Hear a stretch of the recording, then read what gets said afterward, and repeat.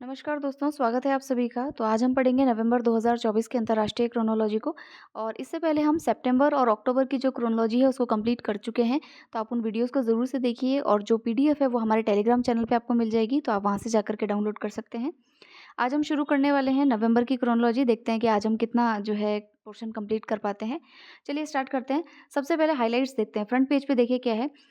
BRICS का summit हुआ है और आसियान का समिट हुआ है। तो इनकी डिटेल्स तो हम अंतर्राष्ट्रीय परिदृश्य में पढ़ेंगे, लेकिन यहाँ देख लेते हैं कि अभी इनका आयोजन कहाँ किया गया है। ब्रिक्स का जो समिट है वो कजान रशिया में इसका आयोजन किया गया है। और आसियान का जो समिट है वो लाओस में जो है इसका आयोजन किया गया है। यहाँ लाओ पीडीआर का मतलब है एलए लाओ, और पीडीआर का मतलब पीपल डेमोक्रेटिक रिपब्लिक। तो ये फुल फॉर्म है इसका। तो ये लाओस के अंदर इसका आयोजन है। इसके भी हाईलाइट्स हम आगे पढ़ेंगे। इंपॉर्टेंट बातें जो है वो आगे पढ़ेंगे। फिर देखिए यहाँ पर नोबेल प्राइज़ जो है वो डिस्ट्रीब्यूट हुए हैं, वो देखेंगे। यहाँ पर हरियाणा और जम्मू एंड कश्मीर में जो चुनाव हुए हैं उनके बारे में पढ़ेंगे। फेमिना मिस इंडिया की न्यूज़ है वो देखेंगे। उसके अलावा काफ़ी इंपॉर्टेंट चीज़ें यहाँ पर है, जैसे कि यहाँ देखिए वैश्विक भूख सूचकांक, इसको हम आगे पढ़ेंगे डिटेल से। इसरो का जो है ल्यूपेक्स मिशन, इसके बारे में पढ़ेंगे। फिर देखिए 5 जो भाषाएं हैं उनको शास्त्रीय भाषाओं का दर्जा दिया गया है। अब टोटल 11 जो है शास्त्रीय भाषाएं हो गई हैं, उनके नाम पढ़ेंगे। ये प्रीलिम्स में ऐसे क्वेश्चन आ सकते हैं। तो चलिए स्टार्ट करते हैं। सबसे पहले फर्स्ट पेज देखिए। यहाँ पर भारत की रेचल गुप्ता ने जो है मिक्स ग्रैंड इंटरनेशनल का खिताब जीता है। अब देखिए ये जो किताब है, कई सारे किताब अब हम पढ़ चुके हैं। जैसे रिया सिन्हा का हमने पढ़ा था कि हमारे जो मिस यूनिवर्स का जो प्रोग्राम था, अभी तो डेनमार्क की जो हैं विक्टोरिया करके जो हैं उनको ये मिस यूनिवर्स का खिताब दिया गया है। लेकिन भारत से जो प्रविष्टि थी वो रिया सिन्हा की थी। तो इसी तरीके से आप देखिए कि भारत की रेचल गुप्ता जो हैं ये जालंधर से हैं, पंजाब के जालंधर से हैं। और थाईलैंड में जो है इसका आयोजन किया गया था, और इसका आयोजन यहीं किया जाता है मिस ग्रैंड इंटरनेशनल का। तो ये पुरस्कार इन्होंने जीता है यहाँ पे, और ये जीतने वाली ये पहली भारतीय महिला बनी है। ठीक है, तो थोड़ा हम इसके बारे में ध्यान रखेंगे। फिर देखिए ये इंपॉर्टेंट है, सुल्तान जौहर कप, ये किससे संबंधित है सबसे पहले तो ये हॉकी से संबंधित है। और भारत ने इसके अंदर जो है कांस्य पदक जीता है।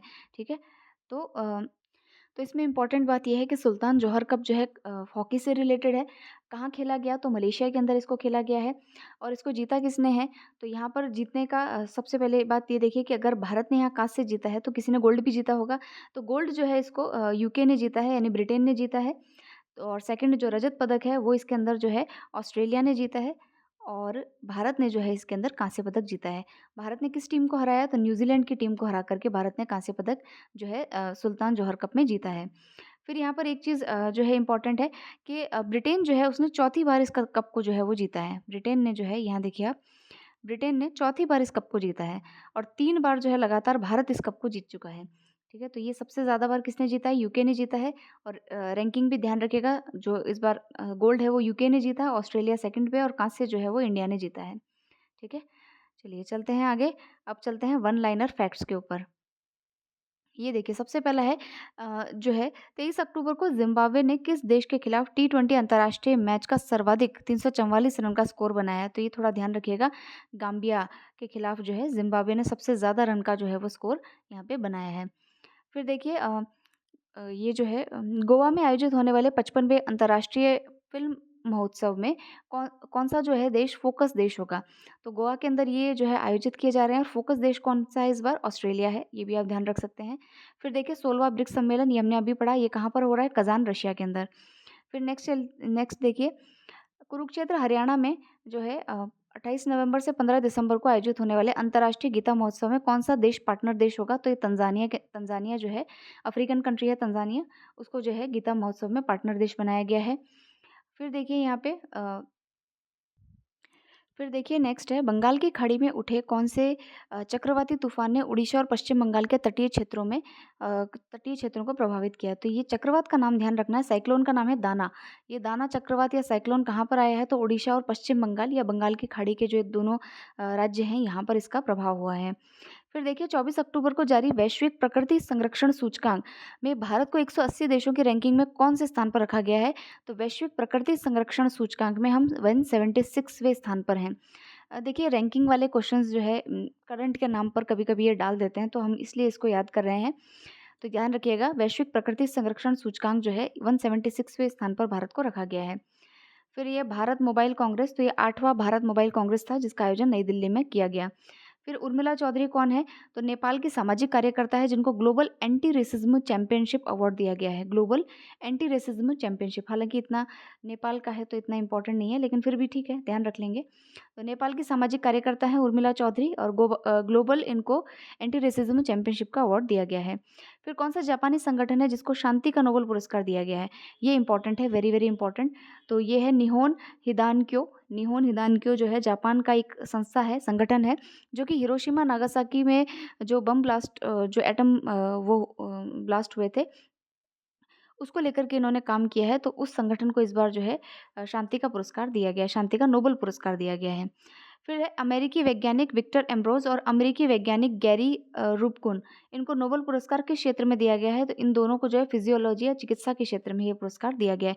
विक्टर और गैरी, इन दोनों का नाम ध्यान रखिएगा, मेडिकल के क्षेत्र में इन्होंने पुरस्कार जीता है। फिर देखिए 5वां राष्ट्रीय जल पुरस्कार, ये किसको दिया गया है? ये पुरस्कार जो है राजस्थान की संस्था है बिट्स पिलानी, ठीक है, बिट्स पिलानी को ये पुरस्कार दिया गया है, इंपॉर्टेंट है।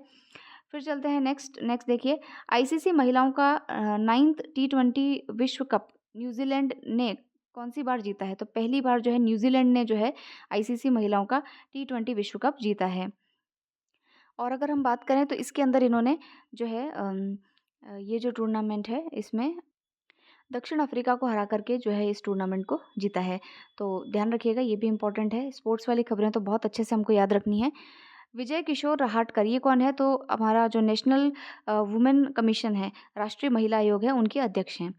फिर देखिए किस भारतीय जोड़ी ने 27वें एशियाई टेबल टेनिस चैंपियनशिप में कांस्य पदक जीतकर इस चैंपियनशिप में पदक जीतने वाली पहली भारतीय महिला जोड़ी बनने का इतिहास रचा है? बहुत इंपॉर्टेंट है, याद रखिएगा दोनों के नाम। इनका दोनों का नाम मुखर्जी है, अयहिका मुखर्जी और सुतीर्था, अयहिका और सुतीर्था, दोनों के नाम ध्यान रखिएगा। ये टेबल टेनिस की जोड़ी है और इन्होंने कांस्य पदक जीता है किसमें? जो ये कौन सी है, एशियाई टेबल टेनिस चैंपियनशिप में, ठीक है। फिर देखिए भारत और ओमान के मध्य अभी नौसैनिक अभ्यास हुआ है गोवा के अंदर, उसका नाम है नसीम अल बहर। और ऐसा ही एक सैन्य अभ्यास हुआ था जो हमने पिछली बार वाली मैगजीन में या अक्टूबर की मैगजीन में पढ़ा था, जिसका नाम था अल नजहा। तो अल नजहा तो है भारत ओमान के बीच में सैन्य अभ्यास, और नसीम अल बहर जो है भारत ओमान के बीच में नौसैनिक अभ्यास है, ध्यान रखिएगा। फिर देखिए 75वां अंतर्राष्ट्रीय अंतरिक्ष यात्री कांग्रेस, इसका आयोजन कहाँ पर किया गया? तो इसका आयोजन जो है इटली के मिलान के अंदर किया गया है। फिर देखिए वैश्विक भूख सूचकांक, इटली के मिलान के अंदर क्या हुआ? 75वें अंतर्राष्ट्रीय अंतरिक्ष यात्री कांग्रेस का जो है वो आयोजन किया गया। विराट कोहली की शादी भी यहीं हुई थी, नहीं? फिर देखिए वैश्विक भूख सूचकांक जो है इसमें भारत का कौन सा स्थान है? 105वां स्थान है। फिर नेक्स्ट नई मिसाइल सुरक्षा मामलों में केंद्रीय कैबिनेट समिति ने एक नई मिसाइल परीक्षण रेंज कहाँ स्थापित करने को मंजूरी दी है? तो ये जो है नांगयाल का आंध्र प्रदेश के अंदर जो है नई मिसाइल परीक्षण रेंज जो है उसको स्थापित किया जाएगा। फिर फेमिना मिस वर्ल्ड का खिताब जीतने वाली निकिता पोरवाल कौन से राज्य से है? तो फेमिना मिस वर्ल्ड का खिताब किसने जीता है? मध्य प्रदेश की निकिता पोरवाल ने जीता है, ये ध्यान रखेंगे। ठीक है। हाँ, संगीत नाटक अकादमी द्वारा अंतर्राष्ट्रीय भारतीय नृत्य महोत्सव का कौन-सा संस्करण आयोजित किया गया है? प्रथम आयोजन, ये कोई नहीं पूछेगा, छोड़िए। फिर देखिए नई दिल्ली में आयोजित आईएसएसएफ विश्व कप फाइनल में भारत की सोनम मस्कड़ ने किस स्पर्धा में रजत पदक जीता है? दोनों बात इंपॉर्टेंट है। एक तो इसका आईएसएफ का विश्व कप है, नई दिल्ली में हुआ है, और भारत की सोनम मस्कड़ है, कौन से खेल से संबंधित है? तो शूटिंग से संबंधित है, और महिलाओं की 10 मीटर एयर राइफल में जो है इन्होंने रजत पदक जीता है। तो तीनों बातें याद रखिएगा। नई दिल्ली में आयोजन हुआ सोनम मस्कर और महिलाओं में राइफल के अंदर, और रजत पदक इन्होंने जीता है। फिर देखिए डब्ल्यूएचओ दक्षिण पूर्वी एशिया में खसरा और रुबेला का उन्मूलन किस वर्ष तक करने का लक्ष्य निर्धारित किया है? तो डब्ल्यूएचओ ने जो है दक्षिण पूर्व एशिया, साउथ ईस्ट एशिया के अंदर खसरा और रुबेला को 2026 तक खत्म करने का जो है वो लक्ष्य रखा है। फिर देखिए आवती कलाएँ क्या है? ये इंपॉर्टेंट है, आवती कलाएँ क्या है? तो ये एक गरबा गीत है और हमारे प्रधानमंत्री जी द्वारा इसको जो है वो लिखा गया है, ध्यान रखिएगा इसको भी। फिर देखिए garden reach ship builders and engineers limited ने किस नाम का एक सर्वेक्षण पोत, ठीक है, भारतीय नौसेना को सौंपा है? इसका नाम क्या है? इसका नाम है आईएनएस निर्देशक। तो ये क्या है? सर्वेक्षण पोत है। क्या है? सर्वेक्षण पोत है, या जिसको हम बोलेंगे सर्विलेंस वेसल है। फिर है किस भारतीय को अंतर्राष्ट्रीय अंतरिक्ष यात्री महासंघ विश्व अंतरिक्ष पुरस्कार से सम्मानित किया है? कौन से भारतीय हैं भाई? एस सोमनाथ हैं, इसरो के निदेशक हैं एस सोमनाथ, उनको दिया गया है। एशिया की सबसे बड़ी इमेजिंग चेरेनकोव दूरबीन मेजर एटमॉस्फेरिक चेरेनकोव एक्सपेरिमेंट, ये वेधशाला का उद्घाटन कहाँ पर किया है? नाम ध्यान रखिएगा, इंपॉर्टेंट है। हाल ने लद्दाख के अंदर इसको जो है वो उद्घाटन किया गया है। तो एक बार हम जो है इसको रिवाइज कर लेते हैं, हमने अब तक क्या-क्या पढ़ा, क्योंकि ये क्या चीज़ें ऐसी है कि 2-4 बार पढ़ते हैं तब याद होता है। तो सबसे ज़्यादा रन ज़िम्बाब्वे किसके खिलाफ? गाम्बिया के खिलाफ, ठीक है। फिर देखिए यहाँ पर गोवा के अंदर फोकस कंट्री कौन-सा है? ऑस्ट्रेलिया। ब्रिक्स सम्मेलन कज़ान रशिया के अंदर, और यहाँ पे गीता महोत्सव तंजानिया जो है इसके अंदर पार्टनर देश है। फिर चक्रवात दाना कहाँ पर आया? ओडिशा और पश्चिम बंगाल में, बंगाल की खाड़ी। फिर वैश्विक प्रकृति संरक्षण सूचकांक में भारत कौन से स्थान पर है? 176वां स्थान पर है, ठीक है। और अगर हम वैश्विक भूख सूचकांक की बात करें तो हम कौन से स्थान पर है? तो हम 105वें स्थान पर है। कहाँ गया? ये रहा। वैश्विक भूख सूचकांक में हम 105वें स्थान पर है। यहाँ कौन से पे हैं? 176 वाले पोजीशन पे। फिर देखिए नेपाल में Urmila Chaudhary global anti racism award मिला इनको। जापानी संगठन कौन सा है? निहोन हिदानक्यो, जो कि नोबेल पुरस्कार दिया है शांति के लिए। फिर फिजियोलॉजी में किसने अवार्ड जीता है? विक्टर ने और गैरी ने। दोनों कहाँ के हैं? अमेरिका के हैं। बिट्स पिलानी को कौन सा पुरस्कार? 5वां राष्ट्रीय जल पुरस्कार। फिर आगे चलिए, फिर आगे आगे हाँ, महिलाओं का टी20 पहली बार किसने जीता है? न्यूजीलैंड ने। किसको हराया? दक्षिण अफ्रीका को हराया। विजया किशोर रहाटकर कौन है? तो राष्ट्रीय महिला आयोग की अध्यक्ष हैं। टेबल टेनिस में कांस्य पदक एशियाई टेबल टेनिस में किसने जीता? अयहिका मुखर्जी और सुतीर्था मुखर्जी ने। भारत ओमान के बीच कौन सा नौसैनिक अभ्यास है? नसीम अल बहर। और सैन्य अभ्यास कौन सा है? तो अल नजा है। मिलान इटली में क्या हुआ? तो 75वां अंतर्राष्ट्रीय अंतरिक्ष यात्री कांग्रेस हुआ है। वैश्विक भूख सूचकांक में हम 105वें रैंक पर हैं। फिर यहाँ पर देखिए नई मिसाइल सुरक्षा मामलों की केंद्रीय कमेटी ने कहाँ मिसाइल परीक्षण रेंज स्थापित करनी है? नांगियाका, आंध्र प्रदेश में। Femina miss world Nikita Porwal, Madhya Pradesh. फिर देखिए यहाँ पे सोनम मस्कर महिलाओं की एयर राइफल के अंदर। और डब्ल्यूएचओ ने खसरा रुबेला को 2026 तक। आवती कलाई क्या है? तो ये एक गरबा गीत है। आईएनएस निर्देशक क्या है? सर्विलेंस वेसल है। अंतर्राष्ट्रीय अंतरिक्ष यात्री महासंघ एस, ये अवार्ड किसको दिया गया है? एस सोमनाथ को। और सबसे बड़ी इमेजिंग चेरकनोव दूरबीन मेजर एटमॉस्फेरिक एक्सपेरिमेंट वेधशाला कहाँ पर उद्घाटन किया है? हाल ने लद्दाख के अंदर किया गया है। तो चलते हैं अब हम अंतर्राष्ट्रीय परिदृश्य पे। तो ये वाला तो टॉपिक कंप्लीट होता है, अब अंतर्राष्ट्रीय परिदृश्य पढ़ लेते हैं। अब देखिए सबसे पहले जो हमारी ब्रिक्स शिखर सम्मेलन है उसको डिटेल से पढ़ लेते हैं। ये 16वीं बैठक थी ब्रिक्स की। 2024 में कौन सी बैठक हुई? 16वीं बैठक हुई है ब्रिक्स की। अच्छा, 17वीं बैठक कहाँ पर होगी? अभी 16वीं बैठक तो कज़ान रशिया में हुई है, तो 17वीं बैठक कहाँ पे होगी? ये जो है ब्राज़ील के अंदर आयोजित की जाएगी। 2025 में ब्राज़ील में इसको आयोजित आयोजित जो है वो किया जाएगा। अब देखिए यहाँ पर इसमें जो समिट हुआ है उसके अंदर ब्रिक्स आउटरीच यानी ब्रिक्स प्लस संवाद भी जो है वो आयोजित किया गया है। ये ब्रिक्स प्लस या ब्रिक्स आउटरीच क्या है?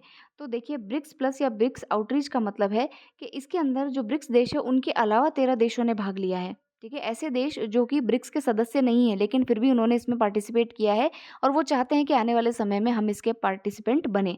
ठीक है, तो अगर आपसे कोई पूछे कि ब्रिक्स प्लस संवाद क्या है या ब्रिक्स आउटरीच क्या है तो आपको पता होना चाहिए ये वो देश हैं, वो 13 देश हैं जिन्होंने पार्टिसिपेट तो किया है, जो कि भविष्य में इसके अंदर शामिल होना चाहते हैं। ठीक है, फिर देखते हैं थीम क्या थी। थीम थी इसकी निष्पक्ष वैश्विक विकास और सुरक्षा के लिए बहुपक्षवाद को मजबूत करना, strengthening multilateralism for fair global development and security. तो ये इंपॉर्टेंट है, ये ध्यान रखिएगा। फिर देखिए प्रतिभागी मेज़बान देश रशिया है। इसके राष्ट्रपति का नाम देख लेते हैं। इनका नाम तो जानते ही हैं, व्लादिमीर पुतिन। चीन के राष्ट्रपति शी जिनपिंग, भारत के पता ही है। मिस्र के राष्ट्रपति अब्देल फतेह अल सीसी। ईरान के राष्ट्रपति मसूद पेजेश्कियान। दक्षिण अफ्रीका के सिरिल रामाफोसा। इथोपिया के अबी अहमद। संयुक्त अरब अमीरात के मोहम्मद बिन जायद अल नाहयान। नाम थोड़ा ध्यान रखिएगा क्योंकि पूछ लेते हैं इस प्रकार के क्वेश्चन। फिर देखिए यहाँ पे हाँ, ब्राज़ील के राष्ट्रपति लुला दी सिल्वा, इन्होंने भी इसमें पार्टिसिपेट किया।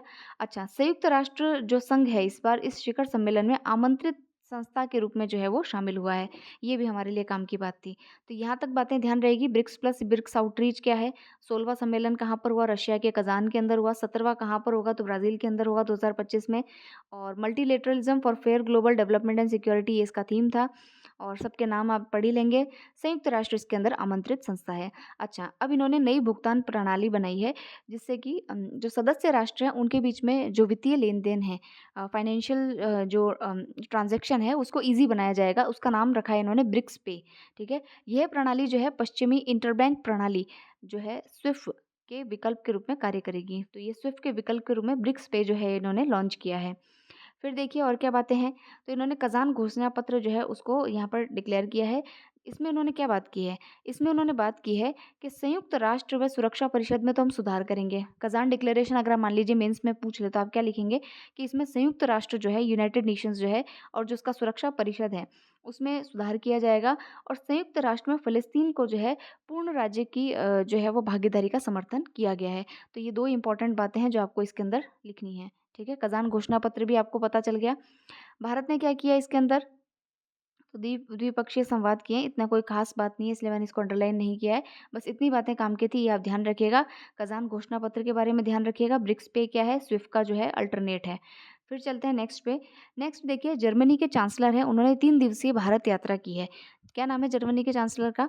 तो यहाँ इनका नाम है ओलाफ स्कोल्ज़, ठीक है? ओलाफ स्कोल्ज़ जो हैं उन्होंने जो है भारत की यात्रा की है और ये 7वां Indian Germany intergovernmental consultations था।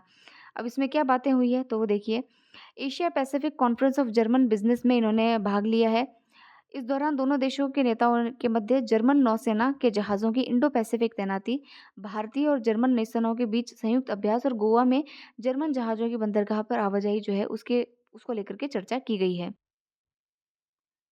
तो देखिए इतनी कोई इम्पोर्टेंट चीज़ें नहीं है जो आपको इसमें रटनी पड़े, ऐसा कुछ नहीं है। एमएलएटी जो है एक पारस्परिक जो कानूनी सहायता संबंधी एक ट्रीटी है, उस पे से इन्होंने साइन किया। ऐसा कुछ विशेष बात इसके अंदर है नहीं।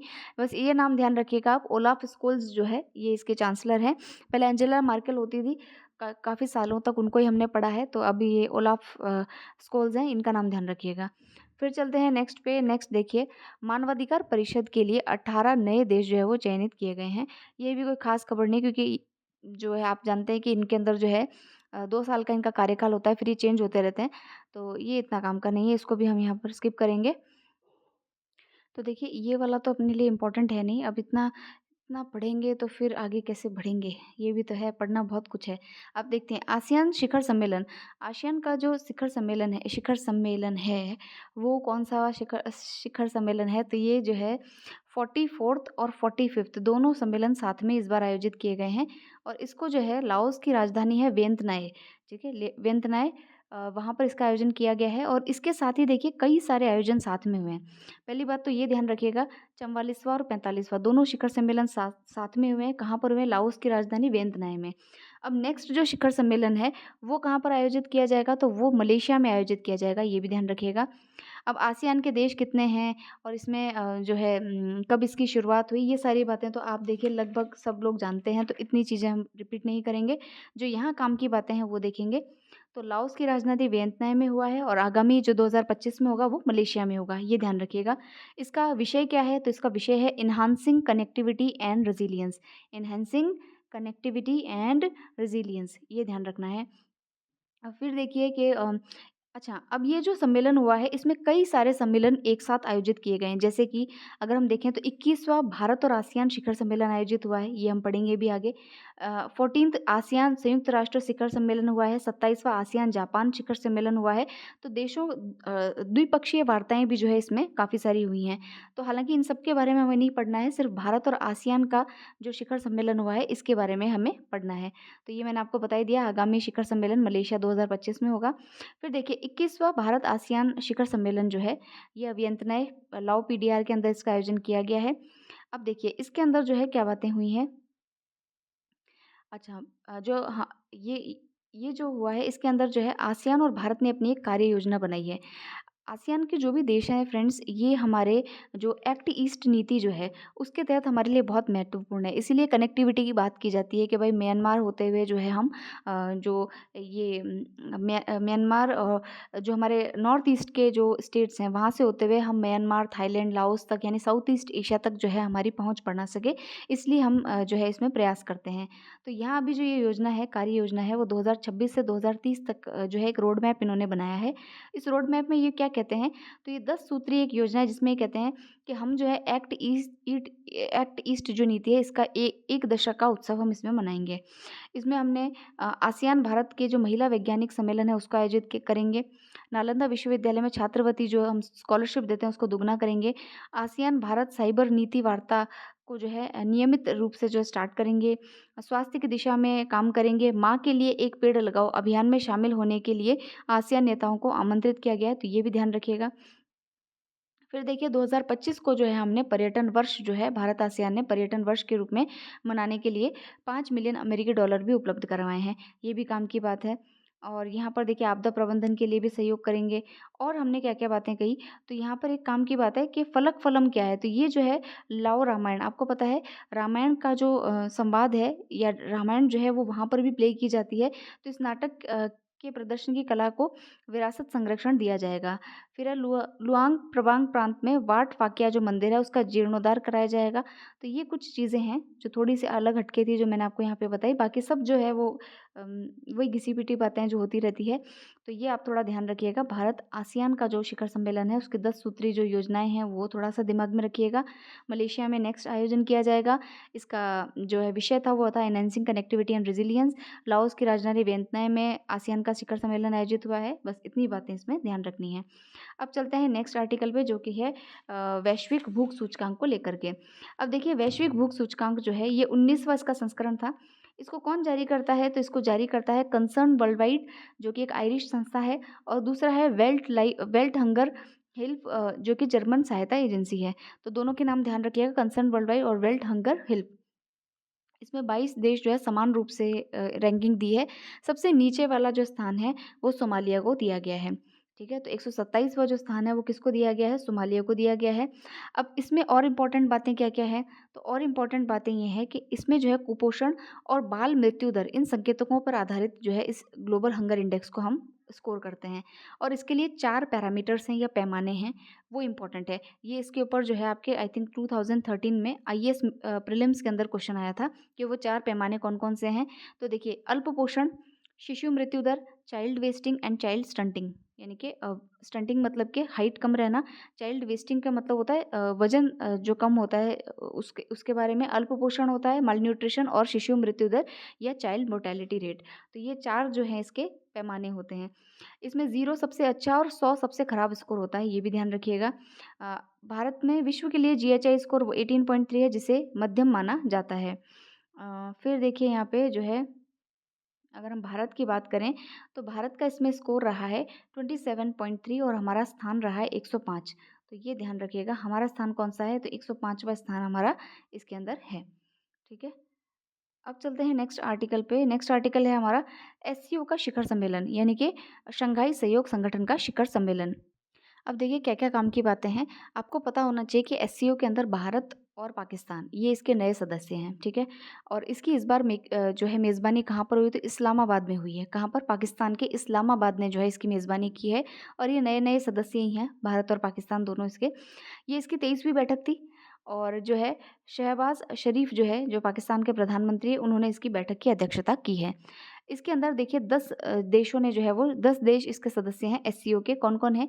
China, Russia, Iran, Belarus, Kazakhstan, Kyrgyzstan, Tajikistan और उज़्बेकिस्तान। देखिए तुर्कमेनिस्तान नहीं है, ध्यान रखिएगा तुर्कमेनिस्तान को छोड़ के सारे हैं।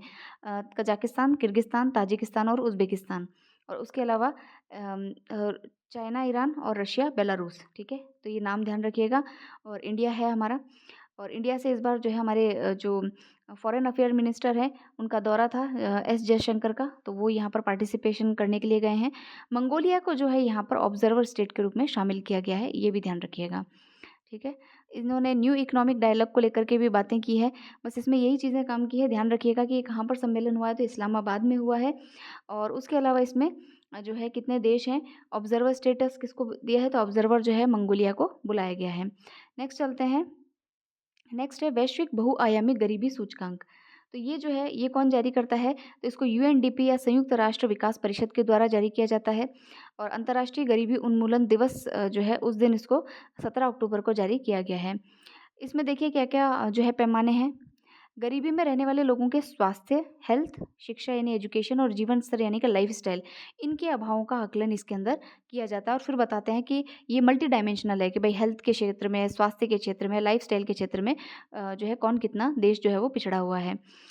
इसमें देखिए 112 देशों के लिए नवीनतम तुलनात्मक आंकड़ों का उपयोग किया गया है और जो है इसमें भारत की स्थिति देख लेते हैं। विश्व में देखिए सर्वाधिक जो है इसमें लिखा है, विश्व में सर्वाधिक 23.5 करोड़ जो लोग हैं वो भारत में गरीब हैं। कितने? 23.5 करोड़, और लगभग पाकिस्तान और इन सब की, क्योंकि हमारी देखिए पॉपुलेशन ज़्यादा है इसलिए हमारे यहाँ पर गरीब भी ज़्यादा उस हिसाब से ज़्यादा हैं। तो लगभग स्थिति यहाँ पर सेम सी हैं। लेकिन अगर परसेंटेज वाइज़ देखें तो 83.2% जो गरीब लोग हैं वो उप सहारा अफ्रीका या दक्षिण एशिया में जो है वो रहते हैं।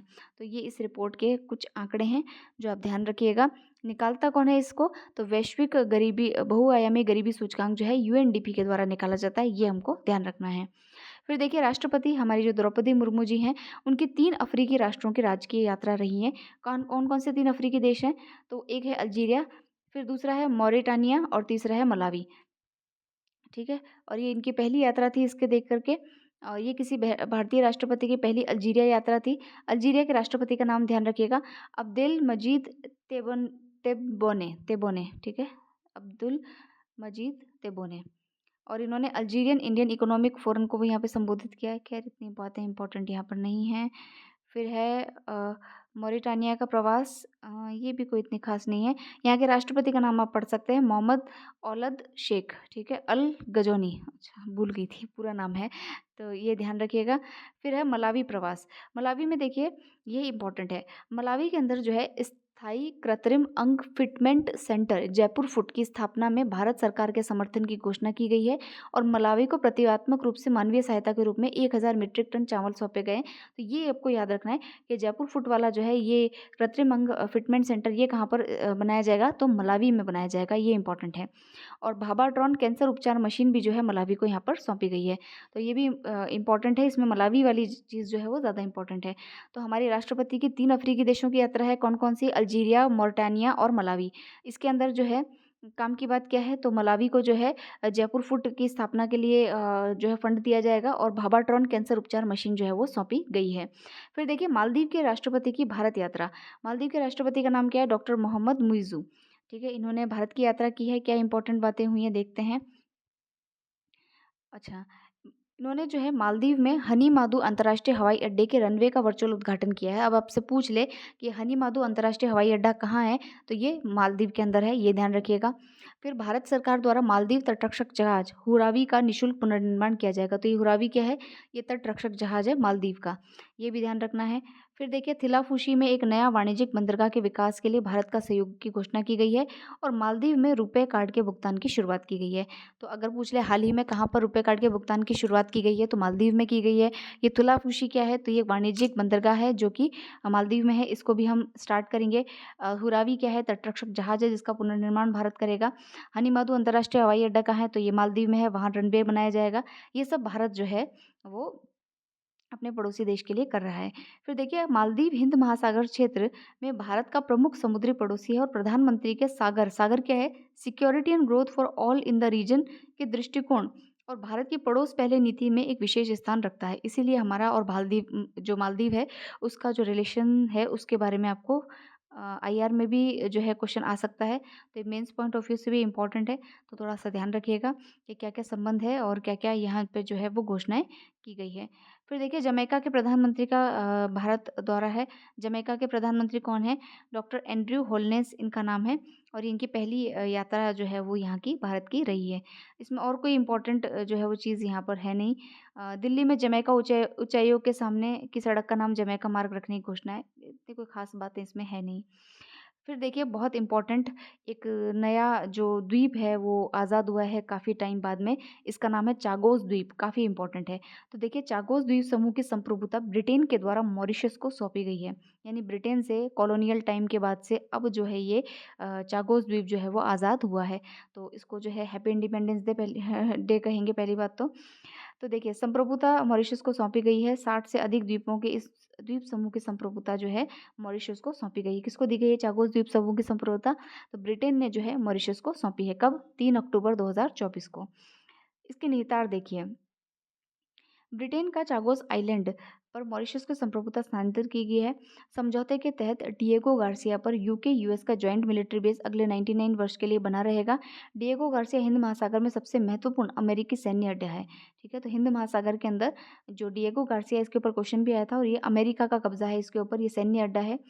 और अब देखिए यहाँ पर जो चागोस आइलैंड है, वहाँ पर अब उपनिवेशवाद का अंत एक तरीके से हम यहाँ पर मानेंगे। अगर चागोस द्वीप की बात करें तो इसको 16वीं शताब्दी में पुर्तगाली नाविकों ने इसको खोजा था और नेपोलियन की पराजय के बाद में ब्रिटेन ने चागोस और मॉरिशस दोनों पर नियंत्रण कर लिया था। 1965 में ब्रिटेन ने चागोस द्वीप समूह को विदेशी क्षेत्र घोषित किया। 68 में मॉरिशस को तो स्वतंत्रता मिल गई लेकिन चागोस द्वीप इसने नहीं दिया। 2019 में जो अंतर्राष्ट्रीय न्यायालय है उसने भी कहा ब्रिटेन से कि भाई आपका जो यहाँ पर कब्जा है वो अवैध है। और अभी जाकर के 2024 3 अक्टूबर 2024 को जो है ब्रिटेन ने इसका जो भी राइट्स हैं वो किसको दिए हैं, तो वो सारे के सारे राइट्स किसको दिए हैं, मॉरिशस को दिए हैं। तो ध्यान रखिएगा चागोस द्वीप समूह के बारे में। चलते हैं नेक्स्ट आर्टिकल पे। देखिए, भारत और कोलंबिया के मध्य ऑडियो विजुअल सह निर्माण समझौता हुआ है। अच्छा, इससे क्या होगा? अगर ऑडियो विजुअल सह निर्माण समझौता हुआ है तो इससे ये होगा ये कि भाई ये जो दोनों देश हैं, भारत और दक्षिण अमेरिकी जो देश है कोलंबिया, ये आने वाले जो फिल्म निर्माता जो यहाँ पे होंगे उनको सहयोग के लिए एक मंच मिल जाएगा। तो भारत और कोलंबिया ने तो अभी किया है, इससे पहले 17 देशों के साथ में जो है भारत कर चुका है ऑलरेडी। ये 17वां देश है कोलंबिया, इससे पहले भी कर चुका है, जैसे इटली है, ब्रिटेन है, इन सब से भी जो है इस प्रकार का ऑडियो विजुअल समझौता जो है वो किया जा चुका है। फिर देखिए, ये हमने पढ़ ही लिया था, डब्ल्यूएचओ ने दक्षिण पूर्व एशिया क्षेत्र द्वारा खसरा और रुबेला समाप्ति का नया लक्ष्य जो है वो निर्धारित किया है। ठीक है, फिर चलते हैं नेक्स्ट आर्टिकल पे। नेक्स्ट देखिए यहाँ पे, यहाँ पर देखिए मारबर्ग वायरस, ये क्या है? तो देखिए रवांडा के अंदर जो है ये घातक वायरस है, मारबर्ग वायरस, और इसके कई मामले यहाँ पर सामने आए हैं और डब्ल्यूएचओ ने जो है इसको जो है पहली बार फैलने की सूचना दी है। तो एमवीडी या मारबर्ग वायरस डिजीज़, इसके बारे में ध्यान रखिएगा। ये हाल ही में कहाँ चर्चा में रही? तो रवांडा में रही है, अफ्रीकी देश रवांडा में चर्चा में रही है, ये ध्यान रखना है। अब वन लाइनर पढ़ लेते हैं। डब्ल्यूएचओ द्वारा हाल ही में किस अंतर महाद्वीपीय देश को आधिकारिक तौर पर मलेरिया मुक्त जो है वो घोषित किया गया है? तो ये मिस्र जो है उसको घोषित किया गया है। फिर यहाँ देखिए world working holiday maker visa, ये लॉन्च करने वाला भारतीय युवाओं के लिए किस देश ने इसको लॉन्च किया है? तो ये ऑस्ट्रेलिया ने जो है वो लॉन्च किया है। फिर देखिए, इजराइल के गाजा संघर्ष में की जा रही कार्रवाइयों की निंदा करते हुए किस लैटिन अमेरिकी देश ने इजराइल के साथ राजनयिक संबंध तोड़ने की घोषणा की? तो निकारागुआ जो है उसने कहा है कि भाई हम इजराइल के साथ में संबंध नहीं रखेंगे। फिर कौन से देश ने रूस को प्रतिबंधित महत्वपूर्ण प्रौद्योगिकियों का दूसरा सबसे बड़ा आपूर्तिकर्ता बन गया है? तो ये जो है भारत बन गया है। फिर देखिए यहाँ पे इजराइल ने 7 अक्टूबर को किए गए हमले का मास्टरमाइंड हमास चीफ, जिसे इजराइल डिफेंस फोर्सेस ने 16 अक्टूबर को मार गिराया, इसका नाम क्या है? इसका नाम है याह्या सिनवार। इसका नाम भी ध्यान रखिएगा। फिर हैदराबाद में किस संगठन की घोषणा? भारत और तुर्की के संबंधों को मजबूत करने के लिए हैदराबाद में किस संगठन की घोषणा की गई है? तो ये है भारत तुर्की मैत्री संघ। तो फ्रेंड्स, आज ये 30 मिनट से ज़्यादा का वीडियो हो गया है। हम नेक्स्ट वीडियो के अंदर राष्ट्रीय परिदृश्य से स्टार्ट करेंगे क्योंकि आज अंतर्राष्ट्रीय थोड़ा सा ज़्यादा था। तो हम नेक्स्ट वीडियो के अंदर जो है फर्दर इसको जो है वो करेंगे। तो मिलते हैं नेक्स्ट वीडियो के अंदर। Thank you very much for listening.